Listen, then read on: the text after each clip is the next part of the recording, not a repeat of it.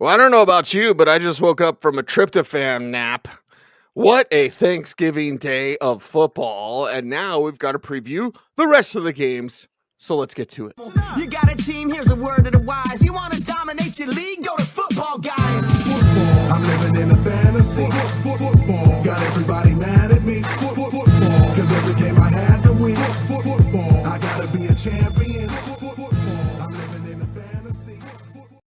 All right, Sigmund, we don't recap the Thanksgiving games, but just your thoughts, brother. I hope you had a great Thanksgiving. Had a great Yeah. Thanksgiving here. And then watching that football yesterday, it's like, wow, had some nice action. Yeah, and I think the main thing about the football, as I know that in NFL circles, Thanksgiving is very significant, and not just for the games and the way it's part of tradition of the United States American life, but everything takes on a greater sense of mortality. And all these games now, these teams, especially this year, will look back and say, was this where we lost our chance to go to the playoffs? If you're Kansas City, if you're Detroit, if you're Baltimore, losing these games, and you can feel the intensity, but I think it means emotion plays a bigger part in the game. And then we see how important it is to have somebody like Joe Burrow, or to learn that Jordan Love can be that guy for the Packers. So in some cases, we're reacquainted with some of these amazing characters and the ice water in their veins. In other cases, we see players learn that they have it in them. Is Dan Campbell John Fox? He's got to stop going for it on fourth down, man. Come on. Yeah, I mean, Come on. I think that what Dan Campbell, and I love Dan Campbell, and I love coaches like Dan Campbell. I want more Dan Campbell in this world. But if I could send one message to Dan Campbell, it would be this: when you have Sam Laporta, when you have Amon-Ra St. Brown, then go for it on fourth down. You're going to outflank the opponent. But when you don't have your full deck of cards, you can't pull these plays off. And especially when you're playing Green Bay's defense, they wasted a pretty good performance by Jared Goff and Jameson Williams, given the circumstances. So yeah, they have to retrench, and it's just like fantasy football in a way that you can look back and regret what happened last week. But hey, there are moves to make, there are decisions to make. Let's get it on. We're movers and shakers here. Let's talk 49ers and Browns in this one. And let's start with the 49ers side, Sig. Of course, Christian McCaffrey, we love you so much. Brock Purdy, banged up against Myles Garrett. Don't know how much I like that one, Bloom. Not a lot. Yeah, this one, this actually could end up being a really important game for San Francisco, in so much as that you have to win games in a different way in January than you won all year. The regular season champion versus the playoffs. And this is going to be a weather game. Right now, it's forecast to be in the 30s, some snow, wind 20 miles an hour. Brock Purdy threw 3 interceptions in the first half against the Panthers in Santa Clara weather. So I think this is a Christian McCaffrey and Brian Robinson game. And then some play action passes to George Kittle, and maybe Jawan Jennings as a possession receiver. But this is not going to be a ceiling game for Brock Purdy. He's down on my desperation play tier. Those of you that are familiar with my tiers, the bottom tiers, desperation plays. And even in 2 quarterback superflex leagues, there are a lot of guys I would play over Brock Purdy. But at the same time, this is a game that is going to require a lot of physical intensity from San Francisco. They have had some good ball control games. They beat up Atlanta earlier this year in a ball control game plan. I think that's what we're going to see. And I think we're going to see, maybe there's another layer to Shedeur Sanders in a game that's more competitive. In a game that's more competitive, in a game that we get another data point on Shedeur Sanders. So what to expect? I do know this, when you look at just the sideline, and it's the Raiders, okay, so we're not going to get over our skis about what Shedeur did, but look at the emotion of his teammates. Look at how even Myles Garrett was just responding and like, hey, did you see that throw? Hey, did you see those plays? So it's a data point here. We'll see what Shedeur can do. Don't know how much I can trust it yet, Bloom, or if even at all. Yeah. But it is going to be, if Shedeur Sanders is playing, I think all of us, even the most casual football fan, you're going to be curious. Yeah, this is going to be fascinating because if San Francisco can get out to a lead, then we will see a little more of what Shedeur Sanders can or can't do. And probably it's throwing short again because of the weather to Harold Fannin. This could be a big Harold Fannin game. He only completed 10 passes last week, Shedeur, 4 to Harold Fannin. And we also saw a beautiful deep ball to Isaiah Bond. I don't think we're going to see a lot of deep passing in this game. We also saw Dylan Sampson. Cease every time Simpson. Every time I see him, you're part of me, Cecil. And we saw Sampson take off with that short pass. Is he a bigger part of the game plan? I know you're going to have a lot of Quinshon Judkins as long as he was fine after taking that big hit last week. As long as the game is close, and it should be close most of the way. But it is part of the answer here. Sampson out of the backfield as a receiver. So he certainly is a what the heck flex this week. And one thing you do like with Myles Garrett, Cease, we're going to talk about some teams this week that have nothing to play for. But Myles Garrett, and hey, actually, if you look at the AFC North standings, maybe the Browns do have something to play for. So, but I think you're going to see Cleveland play with a lot of pride in this one. And I think Shedeur Sanders and Cease, like you're saying, how the locker room is intrigued is part of that. Yeah, it's totally part of it. And we love going down Narrative Street, Bloom. Can you tell me how to get to Narrative Street? Turn on the Audible. Yeah, right. We're going to get you there. We're going to get you to the next game. It's Jaguars against Titans. And on the Jacksonville side, traveling to face Tennessee. Jacksonville is looking at their own standings. This race is fascinating in the AFC South. We're going to talk about Houston and Indy just coming up in a little bit. But let's get Jacksonville here because they can still make some noise. And they want to, and certainly are likely to, against the Titans. Yeah, this is one of those situations, like I was talking about, the last third of the season. Jacksonville is going to find out who they are in the rookie year of Liam Cohen as a head coach. And is Trevor Lawrence coming around? 3 touchdown passes, 3 interceptions. This is a Trevor Lawrence game last week, but you see he has a connection with Parker Washington. He has a connection with Jacoby Myers, who just joined the team less than a month ago, and Bretton Strange, who was back last week. So Bretton Strange is an excellent play at tight end. Myers, Washington, what the heck flexes. I think we're going to see Brian Thomas back, but the fact that it took me that long to tell you that Brian Thomas might be back to show you where he's at in the passing game right now. He's going to take targets away from Tim Patrick. So we'll see. I'm not plugging Brian Thomas in. I think it makes a better case for Trevor Lawrence as a streamer. Trevor Lawrence certainly is a high upside quarterback to super flex. And then we look at the backfield. And yeah, this happens to me sometimes. I get excited. I got excited about Bashal Tootin. Brian Baldinger got excited about Bashal Tootin. If you're going to be out on a fantasy football limb, it's not a bad person to be out on the limb, could hold the two of us. But Bashal Tootin, no. Last week it was Travis Etienne with like 60 plus yards on his first 3 touches, a touchdown, reasserting control of this backfield. So certainly against Tennessee, like Travis Etienne to have another big game in this one. And for Tennessee, you might think that it wouldn't be entertaining at all as a Titans fan to go to this game. But after last week, should be pretty excited to watch your now and future quarterback. Yeah, now and future quarterback in Cam Ward. He's going to go down swinging. That's what he does every single week. He's going to have that fight. Who helps him fight this week for the Titans? And it's Jim Dike for sure. And he may be graduating from what the heck flex pretty soon. 2 games again. Just put it in perspective, 2 games this year as a rookie where he had a receiving touchdown and a return touchdown. Last one coming last week. Also, his buddy Xavier Restrepo finally up last week. 2 catches for 26 yards. Now with another week of a game plan. Restrepo, one of those players that, again, physically, immeasurable wise, long speed, not so much, but getting open. And that mind meld. Remember, Restrepo averaged 18 yards a catch or something like that with Cam Ward at Miami last year.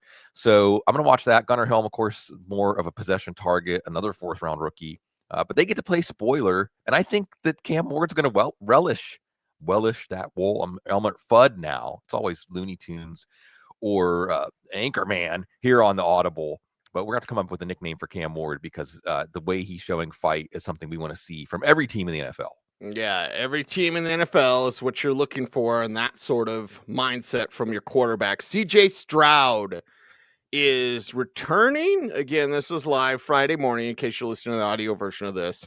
It looks like he's trending in the right direction for this one. Houston, Indy, does it get any bigger than this game based on how Indy took a stumble with the Chiefs and how the Chiefs now seem to be over after yesterday and Dallas getting that win? But either way, in the AFC South, there is none larger than this contest that everybody's going to be watching. With the Houston side first, Bloom, CJ Stroud being back can help them maybe have the Colts take another loss. Yeah, this is really fun in the AFC South. It's we can look across the AFC and the NFC, and it's a sprint. It's a sprint. It's a sprint after you've been beat up for 3 months. It's like let's take a 2x4 to you for 3 months. Now run as fast as you can. But that's how it is for these teams in the AFC South. And again, when we look back on this season, the fates of these teams are going to be determined in this next 6 weeks. And the AFC South could be any of these 3 teams. We already talked about Jacksonville. Now we have Houston and Indy. And my money's on Houston. Well, you have here an identity. You have an identity on defense, and now you're getting back CJ Stroud. And I'm worried. This is a pretty long absence. I really don't want to see another CJ Stroud concussion this year. As long as we can get him back out there, Davis Mills showed, hey, there's some life in this pass offense. And certainly we know Nico Collins is going to have a high ceiling against Indianapolis with CJ Stroud back. And Woody Marks should still be in your lineup as a running back 2 or flex. He's getting the first crack at the goal line.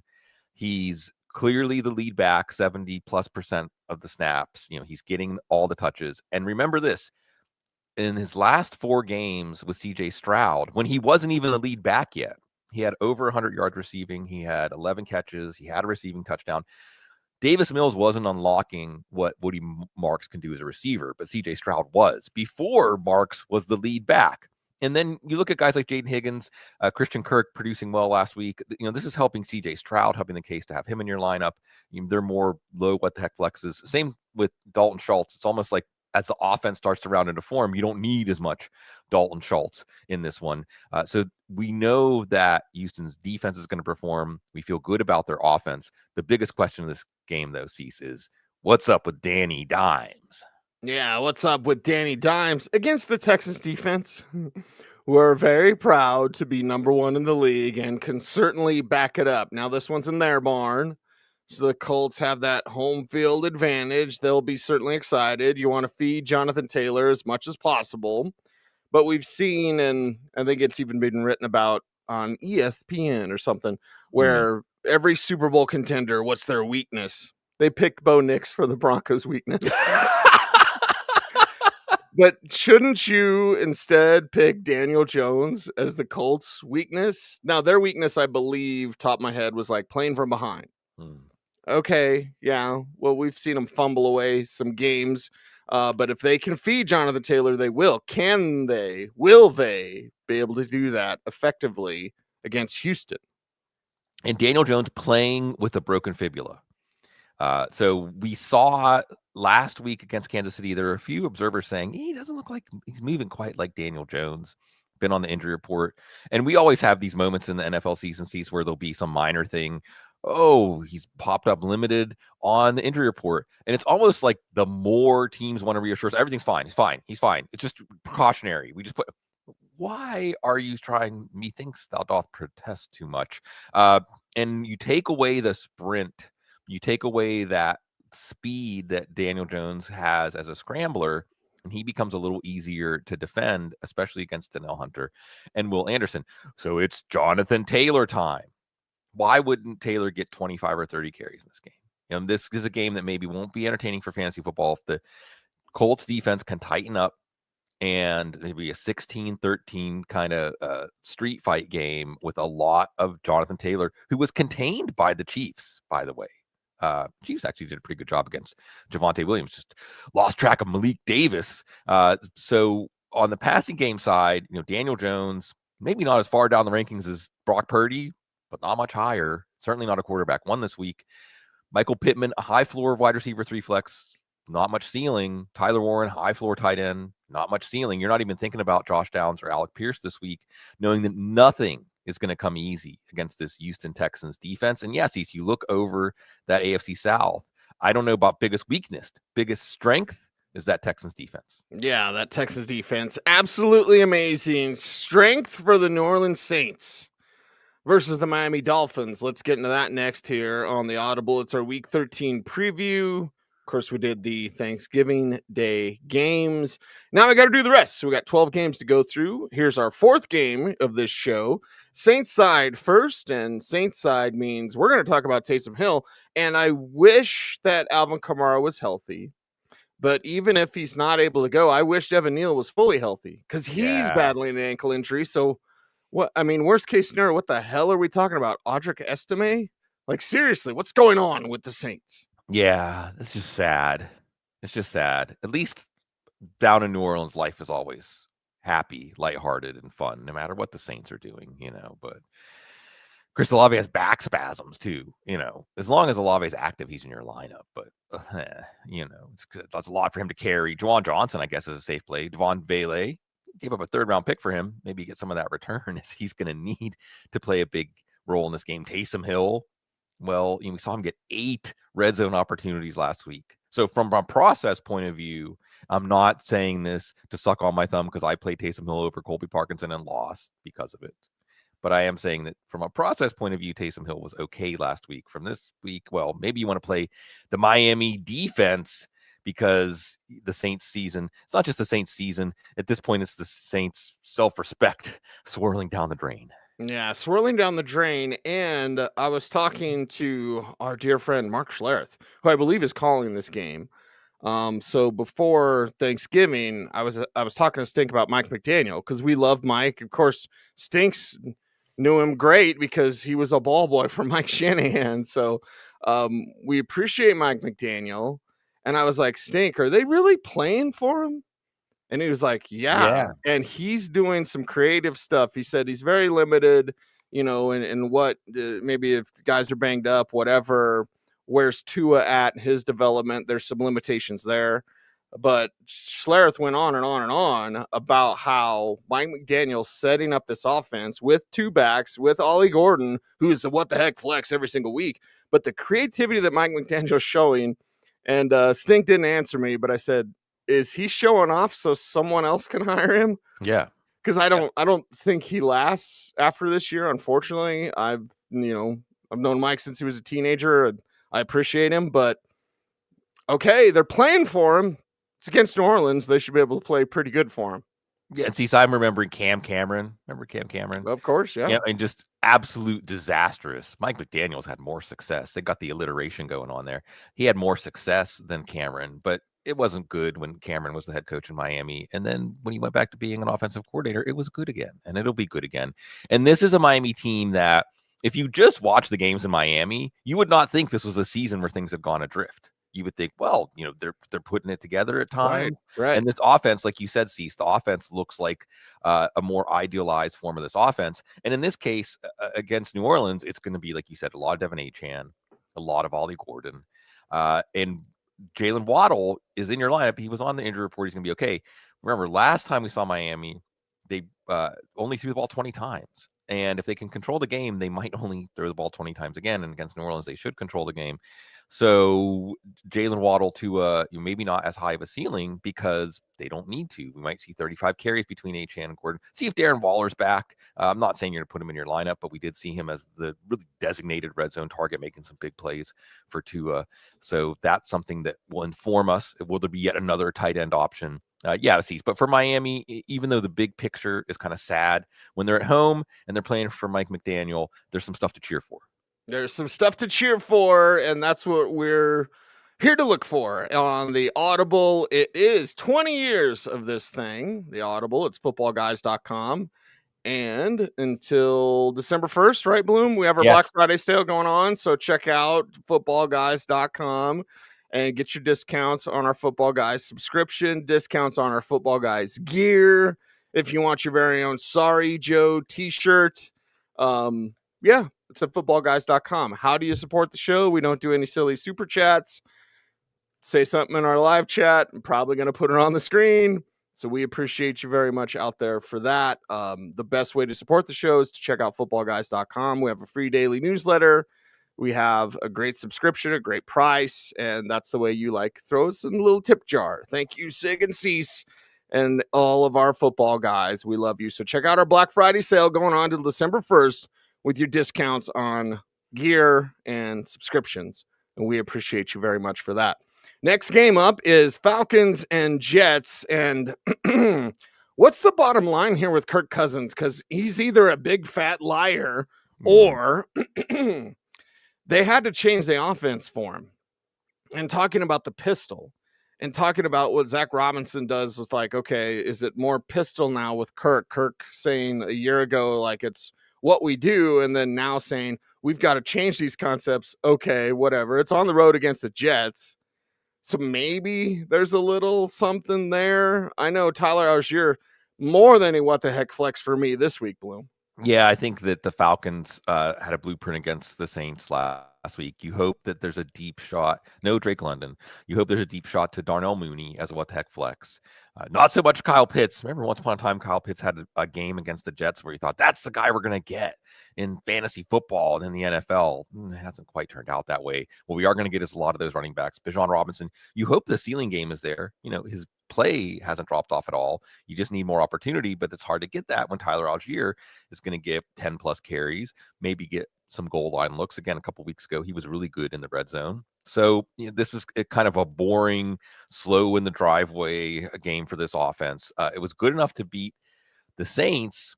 Will it be good enough to beat the Jets? Aaron Glenn's defense has been playing spirited, even without Quinnen Williams. We saw the impact he had for Dallas on Thanksgiving and Sauce Gardner. And then we have a Jets offense where I believe the Falcons have 23 sacks in the last 4 games. So good luck to Rod Taylor. Good luck. And good luck, Jets fans out there. This one's at home for the Jets. And what could they do to salvage something? Yeah. See, you know, teams that actually take the money from ticket holders when they're this bad. You know, I know baseball, because there's 81 games, they have to have all these cool giveaways, like the bobblehead day, whatever. Yeah, like my man Dustin, what's up, sending me the Steve Blass shirt and the reversible Pirates bucket hat. Those words to me are like mellifluous. Whoa, reversible Pirates bucket hat? Yeah, I've worn it on the show a couple times, both modes. Anyway, so thank you, folks. So, but certain teams do this. Like, shouldn't the Jets be giving something away? You know, a Breece Hall bucket head right before the bucket head. A Breece Hall bobblehead. Right, exactly. A Breece Hall bobblehead right before he leaves in free agency. You know, something for poor Jets fans. Something, I don't know. This is John Mechie. You know, I know we had Saldana in our chat room who lost a beloved grandmother, and I think that to cancer, and, you know, to see John Mechie out there, you know, maybe that's a way that we can fire back at cancer by playing him this week in PPR leagues. And of course, Breece Hall, the boom bust running back too. Again, we'll see what the future holds for him. But for the Jets, we know the future holds a lot of losses. Yeah, lots and lots and lots of losses. What about this next one? This is very fascinating. It's the Cardinals against the Buccaneers. Buccaneers side, fascinating. Because of Baker. And again, Friday morning, we're live if you're listening to this podcast later on. Let's start with Arizona before we get to the Baker conversation. And the Arizona side is also fascinating there as well, because of what you get with this offense and the ground game, question mark? Like, okay, who do you trust? Hubba, hubba, hubba, money, Cardinals time. Who do you trust?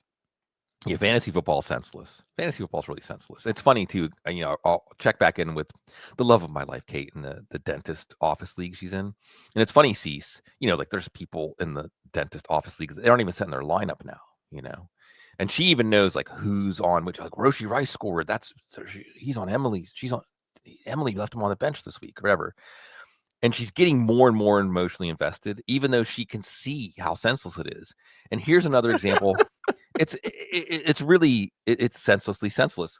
But if I told you at the beginning of the season, Cease, that Jacoby Brissett is going to go on one of the best tears as a passer of anybody in the league, and he's going to elevate Michael Wilson to being an elite fantasy wide receiver. He's going to elevate Trey McBride to putting up the kind of numbers that you expect from Jamar Chase. Come on. Remember Jacoby when Brissett, McBride didn't score touchdowns? right? And now thanks to Jacoby, he's scoring all the time. By the way, well, let me just say this. I believe Trey is very, very, very happy, to be scoring said touchdowns. Yeah. Oh, man. And again, none of us could have predicted this. And I say this every year, and I'm going to use this moment to remind everybody, one of the most important skills in fantasy football is being willing to accept something on limited evidence. And other people are saying, I want more evidence before I believe this is true. And you say, I've seen enough. It's true.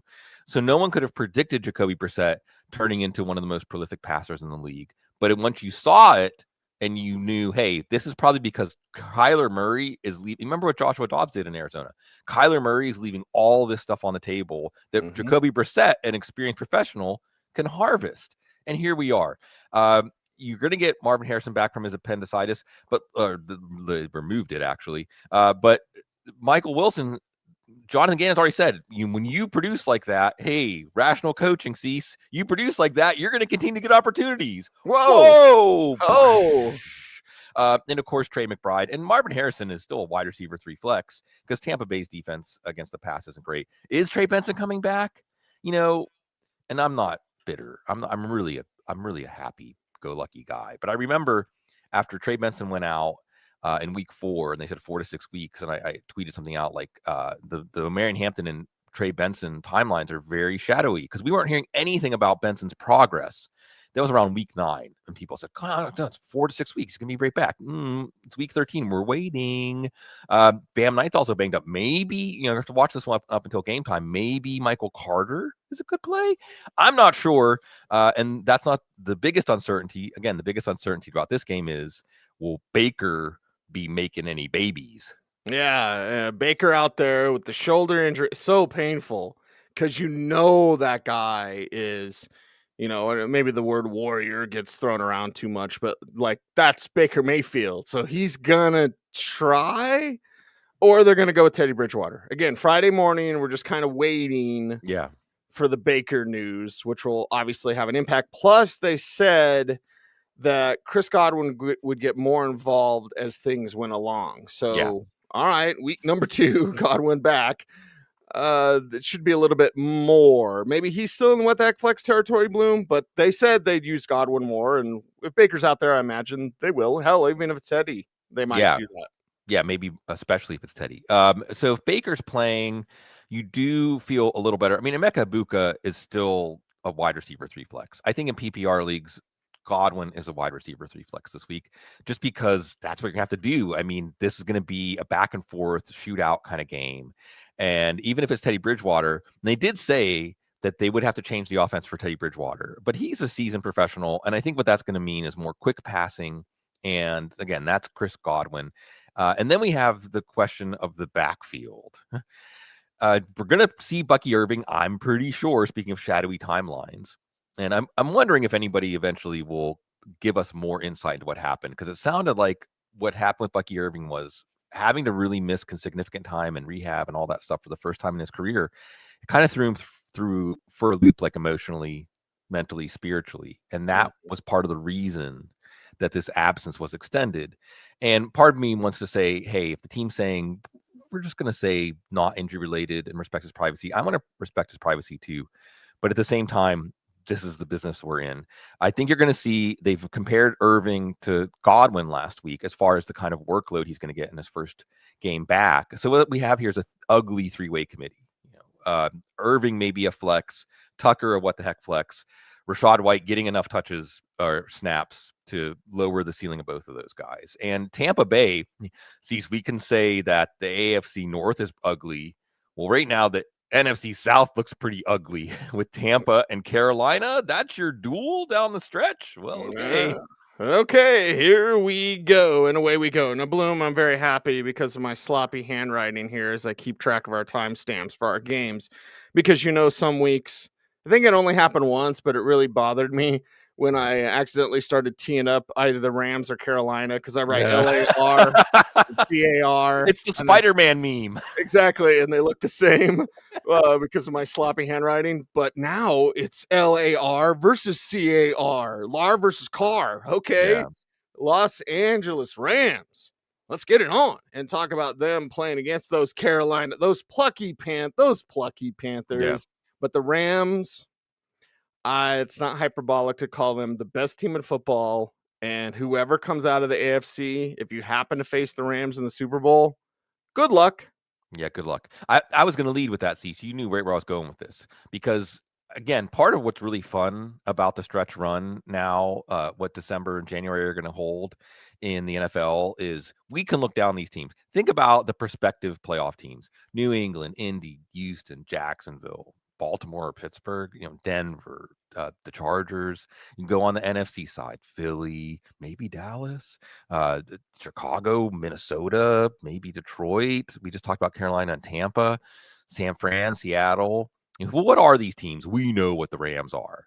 Oh boy, do we know what the Rams are. This is the one team that we can say, no, they're not as flawed and their strengths are strong. And that's Matthew Stafford on offense, on a roll with Puka Nacua and Devontae Adams. And of course, Colby Parkinson, who's in there now as not just a what the heck tight end one, let's say a low end tight end one. Remember, he did what he did last week in the first half, 3 touchdowns last 3 games. And of course, Kyron Williams. And these Rams games, I mean, I will say that Seattle is their match. Carolina is not their match, even though Carolina is tied for first place in the division. Yeah, here we go. Carolina Panthers side and Bryce Young. Bryce Young in a battle with Matthew Stafford. I don't know how much I like that for the Carolina side of things, Bloom. How do they combat that? Do they do the old, let's just run the ball and keep Stafford on the sidelines to play defense? Is that their strategy? If they can. I mean, if they could actually even pull that off. That's the thing. This is a game that underscores, and I forget who it was that pointed it out, but I'm glad they did. I'm sorry, the Panthers are half game behind. They have a bye next week. They're half game behind the Bucs. But do you know, and this isn't for you, Cecil, this is even myself, because I didn't realize, the Panthers have to make a 5th-year option decision on Bryce Young, like in a couple of months. Well, after the draft, but you get it, like 6 months from now. Is there any case to pay him right now? I mean, at different moments, you might have checked in during his career and said yes, but right now, no. Is he the smaller version of Trevor Lawrence? Well, and Dave Canales brought in with, just like Liam Cohn brought in with Trevor Lawrence, and Bryce Young, his future with the team is going to be determined by these games. So what can he summon up? Because he didn't summon up much last week against San Francisco, even though the defense gifted him 3 interceptions from Brock Purdy in the first half. This week, this Rams defense is underrated. They're coming on, but like you said, Cecil, a lot of Rico Dowdle, as long as the game is close, as long as they keep the Rams within shouting distance, which is a problem right now. Now, we have seen Bryce Young, a furious comeback. He was banged up against the Falcons, a furious garbage time comeback against the Cardinals way back when. If it is a garbage time bonanza for Bryce Young, then it maybe is a Jalen Coker game, maybe a Xavier Legette. Of course, Tedero McMillan is in, but after that game against Atlanta, we thought, now he sees the light. Just throw the ball to Tedero McMillan. And we didn't see it last week, saw a touchdown, but not as much. San Francisco did a good job taking him out of the game plan. So we'll see. Again, this is 2 prospective playoff teams, but they are very different from each other. Very, very different from each other. So we'll see how that goes. Speaking of different from each other, I guess this is Max Brosmer game. Again, Friday morning. It's Minnesota and Seattle. So let's get in here because it really doesn't matter who the quarterback is. And I think dunking on J.J. McCarthy has become old now. We know he's bad. We know, in fact, he's terrible.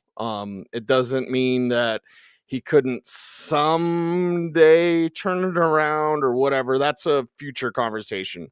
But it doesn't matter if it's Max Brosmer, who can't be much worse than J.J. McCarthy because historically he's been one of the worst quarterbacks to ever play. Minnesota's got to run the ball, but it's on the road against Seattle. So Bloom, good luck with that. Yeah, this is maybe the most fascinating. I'm not talking about for playoffs. I'm not talking about for fantasy football implications, although there are fantasy football implications. I'm just talking about as a moment of fact finding, because going into this year, there was a lot of optimism about J.J. McCarthy. After he was drafted, there was a lot of optimism about J.J. McCarthy. Why?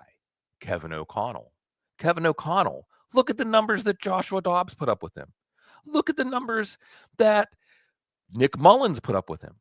Look at the season and money that Sam Darnold made because he played with Kevin O'Connell. Now, of course, we've watched Sam Darnold in Seattle on the other side of this game and said, well, maybe it wasn't Kevin O'Connell completely. Maybe we've got to give some credit to Sam Darnold. But still, coming into this season, we thought, hey, if you've got something to work with, then Kevin O'Connell's going to work with it. Now, Max Brosmer, you don't want him playing outside of structure. You don't want him trying to engage, I think, Andy Dalton or something like that. You don't really want that. But what we've been hearing about Brosmer is really impressing in practice.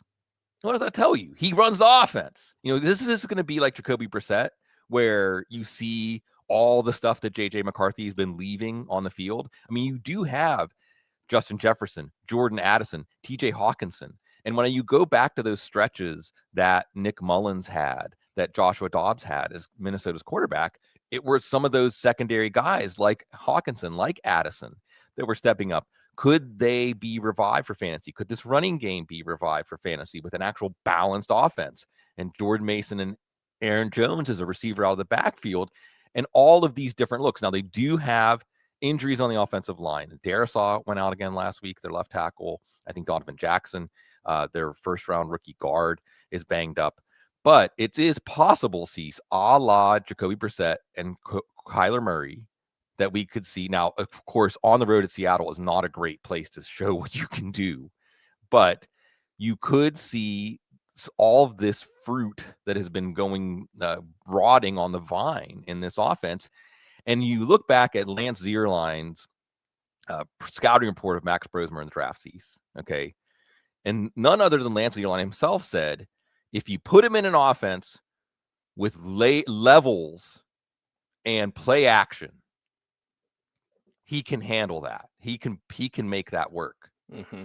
That sounds like Kevin O'Connell's offense. Larger conversation, and we can have it if you'd like, Bloom, because we are live. And full disclosure, I don't have my radio show today because of the holiday, so we can. You notice how we're going past 9:15? Yeah. Mountain Time. We get custody of Cecil today. That's what it feels like. That's for sure. So we can stretch this out if you want. Can Kevin O'Connell develop a young quarterback? Right. Because you mentioned all those names you mentioned, they all had experience. A lot of experience before Kevin O'Connell got his mitts on him. And this has nothing to do with Kevin O'Connell. Again, I blame J.J. McCarthy for, honestly, I don't really blame him. I blame the Vikings. He was always a bad fit. Yeah. Kevin O'Connell needs a guy with a big arm. And JJ, I saw him grunt putting everything he had at the combine into 15-yard out routes. Okay, that's not great, Bob. Now, he happened to be in the same throwing group as Joe Milton, so Milton could just like flick it 80 yards. That's like being in a bodybuilding contest with Schwarzenegger. You're gonna right, and you're like, oh, but either way, like McCarthy's always been a terrible fit for Kevin O'Connell. And again, if you want to have this conversation, Bloom, can Kevin O'Connell develop a young quarterback? That's the conversation. And to your point, Cease, watching J.J. McCarthy, and I was at least impressed with J.J. McCarthy's competitive toughness, but it still seemed like even though he wasn't necessarily scared, that he was frantic, that his process was really sped up. And that wasn't going to work. And what Kevin O'Connell's job to do is more than the ingenuity of his scheme with a young quarterback is sending that quarterback out with a sense of calm, with a sense of, hey, you just run the plays the way I'm going to call the right play. You run it the way we drew it up. Everything's going to be fine. Like, trust in me, trust in your offensive line, trust in your receivers. Don't put it on yourself. We see even Josh Allen falters when he thinks that way. And I feel like JJ McCarthy, maybe in part because of how much attention everybody was putting on McCarthy, but that's the job. That's the job in the NFL. We say wide receivers on an island, quarterbacks are on the ultimate island. So if Max Brosmer has that inner calm, and it's going to be interesting because Max Brosmer has to know, like, this is my chance to become Brock Purdy part 2. This is my chance to make generational wealth for my family. This is my chance to completely rewrite the narrative on what I am capable of in my career. Now, is that something that gives him that great inner calm, or is that something that he puts too much on himself? Again, that's where Kevin O'Connell and the preparation comes in. And see, that's why I think this is probably the most intriguing angle on any of the games this week. Yeah, intriguing, that is for sure. Oh, wait, we got to do the Seattle side. Yeah. We got to do the better side, the home team. And I believe our chat room was talking earlier about Kenneth Walker.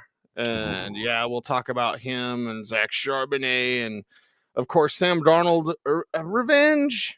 Does Darnold seem like the type of guy for revenge? Now, he'll have a big game. At least he should. But I think Darnold's a little more. I think he's over that revenge thing. He's played a lot of places, so there'd be a lot of revenge if that was the case. Yeah, I don't think this is necessarily a revenge game for him. I think this is a game where Brian Flores is trying to show the flaws of Darnold, like we saw last year. I think you're going to see some blitzing, but also I think you're going to see that classic, I think, of Dick LeBeau. I don't bring up Dick LeBeau nearly often enough, Cease. No. It's a very, very short list of people that could make the NFL Hall of Fame on their contributions as a player or their contributions after playing. And it's like Mike Ditka and Ozzie Newsome and Dick LeBeau. I think that's the list. And what Dick LeBeau would do is come up with zone blitzes that the quarterback had never seen before every week. And I think with Brian Flores coming out and saying, we're going to blitz Sam Darnold, what that means is we're going to make him think we're blitzing him, and then we're going to confuse him. And that's what the Rams were able to do with those 4 interceptions. So whereas last year, Cease, I think the book was make him see ghosts. This year, the Seattle offense is too good to just try to put him in that position. And you have to make him think he's seeing something, but then show him something else. And kind of how Belichick confused Jared Goff in the Super Bowl. So this is going to be fascinating. It is a tough defense. With Andrew Van Ginkel back, this is a good defense. I think that's why we're going to see a lot of Kenneth Walker. And Kenneth Walker is really, I know he's got a pain in the butt, but he's going to be fine. Kenneth Walker is really set up to rampage through the schedule at the rest of the way. You saw him last week, 100 total yards on 14 touches. A lot of the Seattle writers saying it's his time to shine. He's got the snaps now. He got the first touches at the goal line. I know Zach Charbonnet scored. Charbonnet scored last week on a drive where he actually had a really good drive. And Charbonnet remains a what the heck flex. This could be the Kenneth Walker show. And the whole season is the Jackson Smith and Jigba show. And we'll see if anybody can slow him down. And if they do, who is it? Is it AJ Barner? Is it Rashid Shaheed? Is it Cooper Kupp? We'll see. We haven't seen yet because no one has slowed him down yet. Yeah, haven't seen it yet. Waiting on seeing some more. We got 4 games left, 8 games down. It is week 13 preview here on the Audible. 20 years of this thing. And we appreciate you all for jumping on board, for watching us here on YouTube. Watch all of our Football Guys YouTube channels. And to support the show, how about a Black Friday deal for you at footballguys.com going on until December 1st. You get your discount on your subscription to footballguys.com. The way to support the show, again, no silly super chats. We're just going to say, hey, if you want to support the show, subscribe to footballguys.com. And we've got a great annual price. Yeah. And we appreciate you all very much. Just for example, like, hey, Football Guys, we've got our Sorry Joe gear, right? Yeah, you want Sorry Joe gear? We've got a discount on that as well. So we appreciate you very much. And hey, you never know who you're going to run into wearing Sorry Joe stuff, Bloom. Yeah. And Cease, I want to interject too and say, here's the reason if you want me to convince you, do my best to get a subscription is, you love me and Cease. Hopefully you're watching Alfredo, you're watching Dave, you're watching Joey, Dr. Kevin Murray doing the Home League show. Matt Waldman with the Thursday night. Matt Waldman, Bob Harris. But what you don't know maybe is, I don't even know how many staff writers we have, Cease, 50, 60, something like that. And Football Guys why have I been working at Football Guys with my dear friend Cecil for 20 years doing this show and never tried to parlay it into some opportunity somewhere else? It's because at Football Guys, you get to just be yourself and offer what you have to offer through your fantasy football analysis and through the things you create for Football Guys. And I promise you, if you subscribe to Football Guys and you just take time out to get to know every one of our staff writers through their work, you're going to find 2 or 3 people that you relate to, that you've both with the way that they get after fantasy football, the way that they solve problems, the way that they handle these open-ended questions, because we're just a bunch of people that love football and love hanging out and seeing how the world slants through other people's brains. And that's what we're here to do. Yeah. Watch our guy, Jeff Bell, right? Sure. We got a ton out there to bring to you. It's at footballguys.com. Got a Black Friday deal going for you until December 1st. So now's your time. Pounce on it, jump on it, and we appreciate you very, very, very much. Okay. Neurotic Steelers fan. I know. Time. We had to make that spot last as long as we could because I don't want to talk about this. I do, but I don't. Okay, you do, but you don't. You will and you won't. Steelers, Bills. Bills sides first in this one, and very curious what's going on with Buffalo behind the scenes in the wide receiver position against the Steelers on the road. How will they look to attack this team? Any sort of new pieces, new wrinkles that you'll be seeing there, of course, as they battle through Dalton Kincaid being banged up, all these sorts of things. So let's talk about Buffalo needing to, put the foot on the gas. We'll get to the Patriots game for the last game, of course, on Monday night. But Buffalo side, how are they going to attack Pittsburgh? Without probably their starting tackles. Both of them. I mean, Spencer Brown's out and Deion Dawkins is banged up. Like you said, Dalton Kincaid got in limited practice. Now we've seen if Dalton Kincaid's close, he usually doesn't play, although he's so important as a downfield threat. Or does it matter with the tackles out?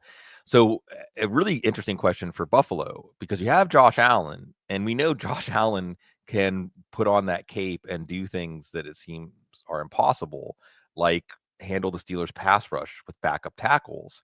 And if the Steelers can't keep him in the pocket, then bad things can happen. But also, we've seen Josh Allen falter. We see a really good Houston pass rush really frustrate him and frustrate this offense the last time we saw him. So a lot of James Cook. And, of course, they picked up Brandon Cooks. So just to confuse us, bye-bye Elijah Moore. Poor Elijah Moore, or poor all of us who thought Elijah Moore was going to do something, as 3 different teams now have tried out Elijah Moore and said, nah. And then, of course, Khalil Shakir. And I do think Khalil Shakir is that shelter, the safety valve. If things are hard, I wouldn't be shocked to see Khalil Shakir rack up 10 or 11 catches in this game. But I also won't be surprised if James Cook gets 25 carries in this game. So the question is, can Buffalo, without their offensive tackle, still put the onus on the Steelers to slow down what they're doing? Or can the Steelers dictate this game with their defense, like we see a few times a year? Because they sure can't dictate it with their offense. Although Kenneth Gainwell is a what the heck flex. Like, okay, let's get to this, Bloom. Let's talk about how offensively can they do it without being themselves offensive. Yeah. Sending offense back to the Stone Age. It doesn't really matter who they have at quarterback, although it is going to be Aaron Rodgers. DK Metcalf's a little banged up. I mean, you're still going to play him as a wide receiver 3 flex. There's no vertical passing whatsoever. I think they said in the month of November, the Steelers attempted 11 passes more than 20 yards downfield, air yards, completed 0 of them. 0. So, yeah, that's why George Pickens is so happy right now. George Pickens is so happy that he's not on the Pittsburgh Steelers anymore. It's going to be a lot of Warren and Gainwell. They're both running back 2 flex plays. Gainwell getting more involved in the passing game now, and it really is a committee. And wow, the Bengals really can win the AFC North. And see, as a playoff football watcher, I'm kind of hoping the Bengals do win the AFC North. And there's a lot of teams that are hoping they don't, because of Joe Burrow, T. Higgins, and Jamar Chase. So we'll put a pin in this one. Let's go to the AFC West and talk about Raiders versus Chargers. And when we talk about the Raiders, well, there's only a couple players we really care about from a fantasy lens. Yeah. Greg Olson. How does it happen, Cease, that somebody is the offensive coordinator for a team 3 different times over a span of 12 years? How does that happen? What's the Raiders? I want to have a little red nose right now that go, it's the Raiders. So Gino's last stand. We're going to see Kenny Pickett or Aiden O'Connell. I mean, maybe. Ashton Genty is okay coming out of last week with an ankle injury. Is this a game maybe where we see Ashton Genty get 30 touches, finally use him the way that, by the way, Tom Brady, they said, Diana Rossini reporting that Tom Brady was the one lobbying for Chip Kelly. Maybe don't let Tom Brady into these meetings. Maybe have the fake meeting with Tom Brady and let him give his input and then go do what you really want to do, because that didn't work out. Maybe Brock Bowers will work out better. I don't know. Raiders fans are a fun lot of people. Pot stoner degenerate Jason and company. Yes. I just want them to have a fun team to root for. Yeah.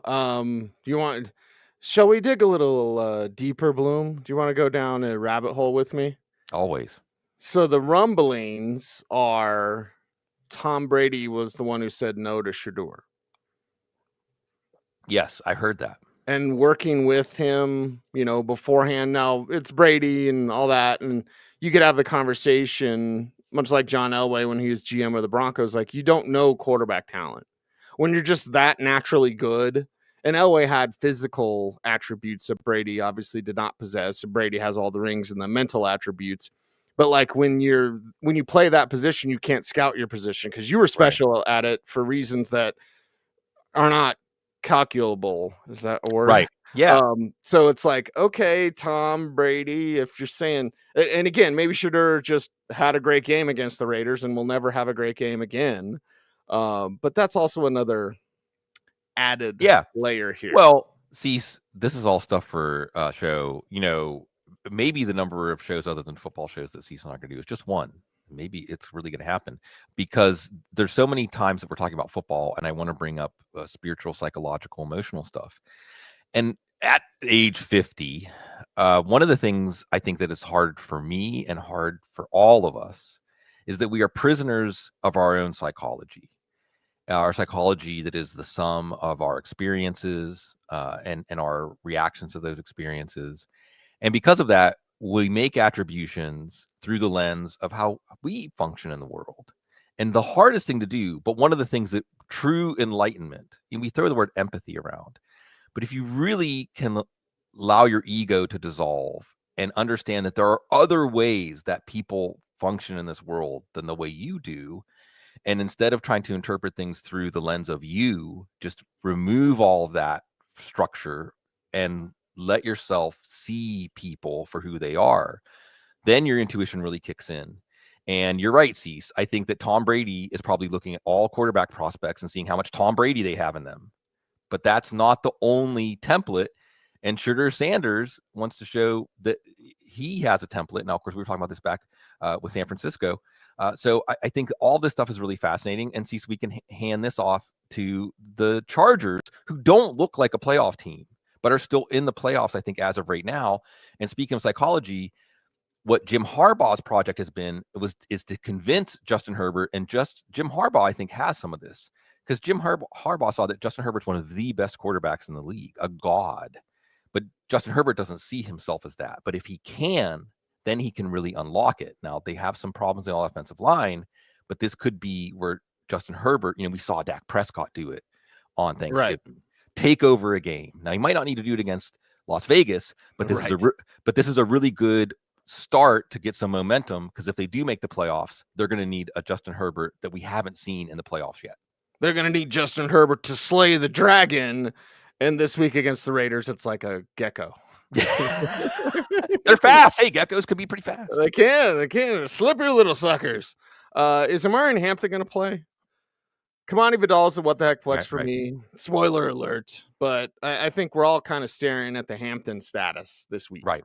Yeah, and I think Dr. Gene always taught us that when players have extended absences, they need that week to ramp up reconditioning. So hopefully he revealed he had a fractured ankle.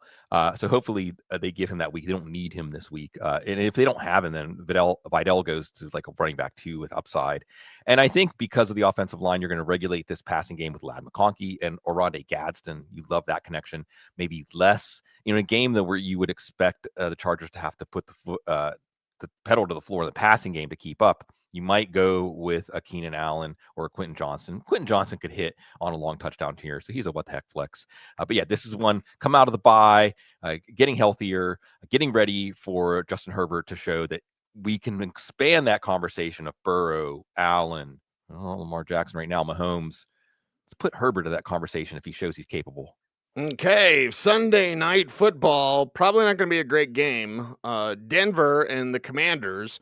And there's a bunch of rain going on. I did ask Sean Payton about that earlier, and he gave me the great question. Sometimes you get a good question from Sean, but I got the great question.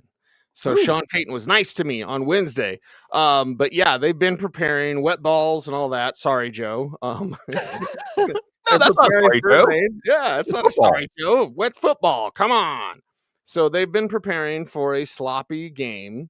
If J.K. Dobbins was healthy, you'd be like, Dobbins is about ready to get 25, 30 carries.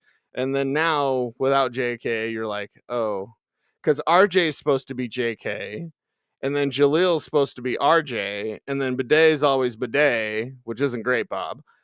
But then RJ can't be JK, and Jalil's not really RJ. Is everyone confused? Good. Because I think that's the state of the Broncos right now of like, who's on first as far as the running back position goes. And then, again, it's going to be a wet track. It's going to be a sloppy game. If the forecast is correct, Bloom, which is going to mute anything you get from Bo Nix in the passing game. Yeah, probably. And that's definitely something to watch as we get the winter weather starting up.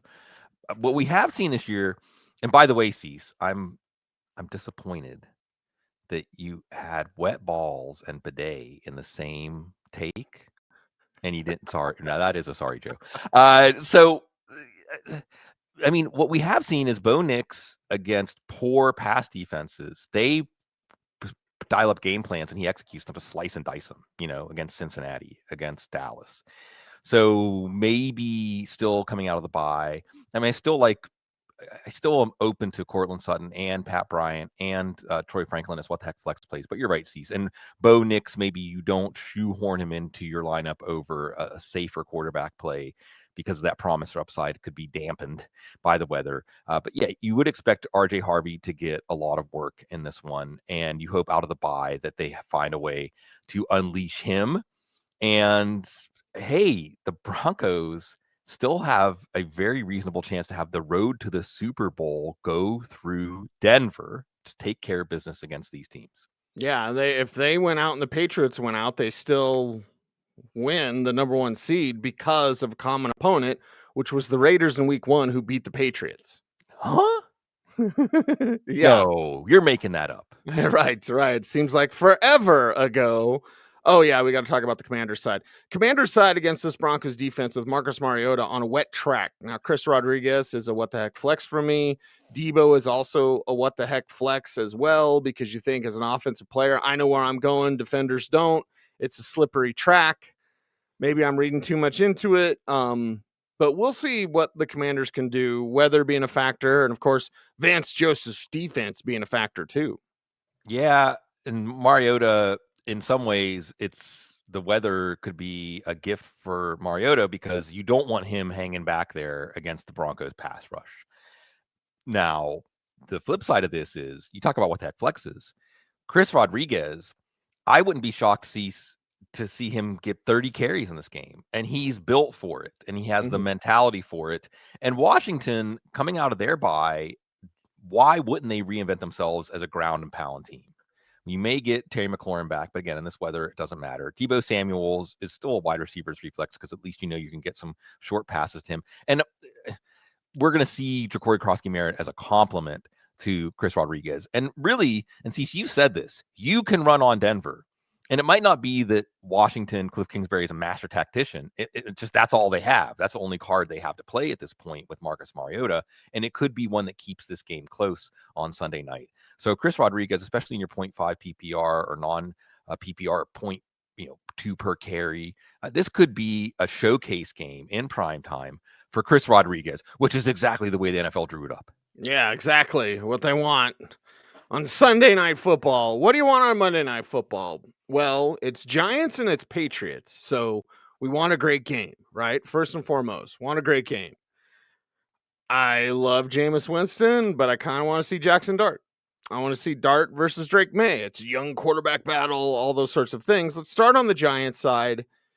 Again, Friday morning, in case you're listening to the podcast, Spotify, Apple Music, whatever. What's the latest on Dart?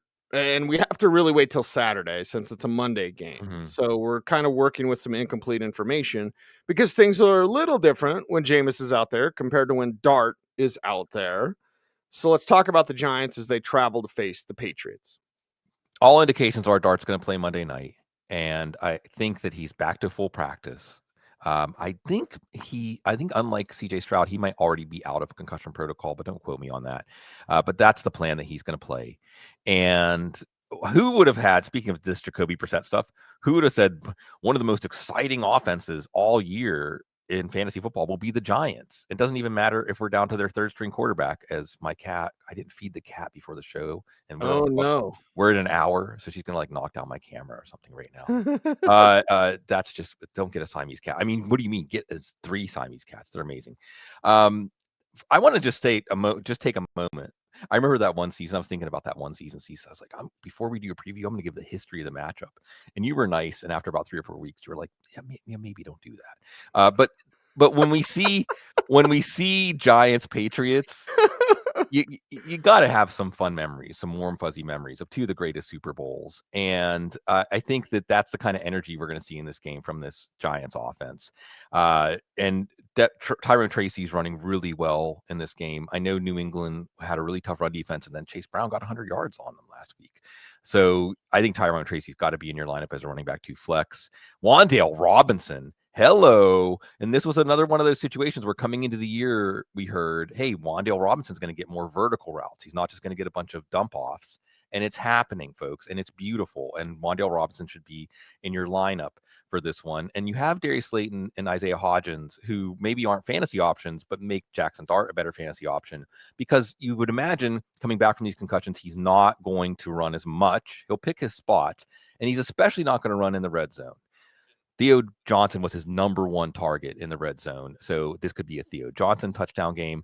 And Broncos fans, you get to watch Broncos Sunday night, and then you get to become a Giants fan after that big comeback against the Giants was crucial. If the Giants can play spoiler against New England, you may be going into week 14 as the undisputed number 1 seed. Of course, Drake May has something to say about that.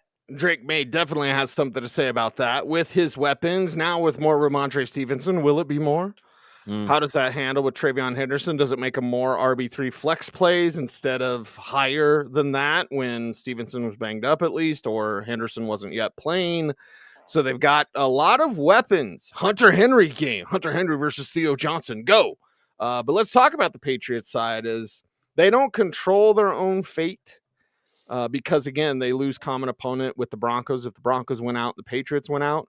But they're definitely in the driver's seat, and they've got everybody's attention. They do. And this week, I wouldn't be surprised if they're looking ahead of the bye. They're coming in without Will Campbell, their rookie stud left tackle, who's out for these 3 or 4 weeks. I believe Jared Wilson, might be a rookie guard, banged up. So the offense is slowing down. And we saw Drake May for fantasy underperform against Cincinnati. Not as bad as Lamar Jackson. That's another story. But Drake May is still a high floor, low ceiling quarterback 1 here because of Travion Henderson. And what did we see against the Giants last week? Jahmyr Gibbs. Again, Noah, who is a connoisseur of Egyptian mythology, said it's not sun god. That's Ra. Ammon Ra is the supreme god. but it was Jahmyr Gibbs that was the supreme God. I said supreme creator God. He's like, that's a mouthful. That's a lot. Just do supreme God. So this is my consultancies. But the supreme God was Jahmyr Gibbs. Could it be Travion Henderson this week? Could it be Travion Henderson as a receiver? You know, all the talk we heard all summer was Travion Henderson as a receiver. Travion Henderson detached from the formation. Travion Henderson matched up with a linebacker.